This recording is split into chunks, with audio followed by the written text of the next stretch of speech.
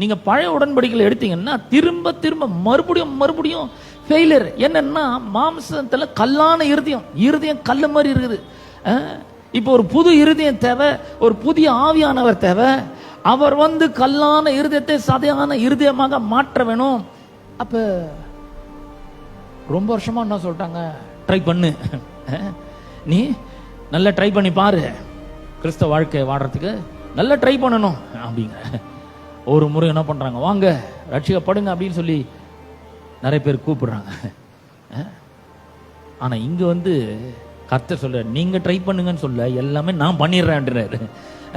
சுத்த இருதயத்தை நான் வச்சிடுறேன், உங்களுக்குள்ள நிலைவரமான ஒரு நல்ல ஆவிய, புதிய ஆவிய உங்க உள்ளத்துல நான் கட்டளையிடுறேன். கல்லான இருதயத்தை மாம்சத்துல இருந்து எடுத்து போட்டுறேன், சதையான இருதயத்தை நான் தரேன். நானே உன்னை சுத்தமாக்குறேன், அசுத்தங்களா நான் நீக்கிறேன், நான் உன் மேல சுத்த ஜலத்தை தெளிக்கிறேன், எல்லாம் நான் பண்ணிடுறேன்றாரு. ஹலோ, புதிய உடன்படிக்கை இதுதான், எல்லாம் அவர் பண்ற நினைக்கிறார்.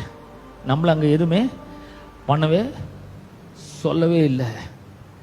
அப்ப புதிய உடன்படிக்கையின் கீழே எப்படியோ இருந்த ஆட்கள்லாம் உள்ள புதிய ஆவி வந்ததுனால மாம்சத்தில் இருந்த கல்லான இருதயத்தெல்லாம் எடுத்து போட்டு சதையான இருதயத்தை கர்த்தர் கொடுக்கறதுனால எப்படியோ இருந்த ஆட்கள் எல்லாம் நம்ம இப்படி ஆயிருக்கிறோம். எவ்வளோ மோசமான நிலைமையில இருந்தோம் நம்ம இன்னைக்கு சபையில உட்கார்ந்து சத்தியத்தை கேட்டு கொண்டு இருக்கிறோம்.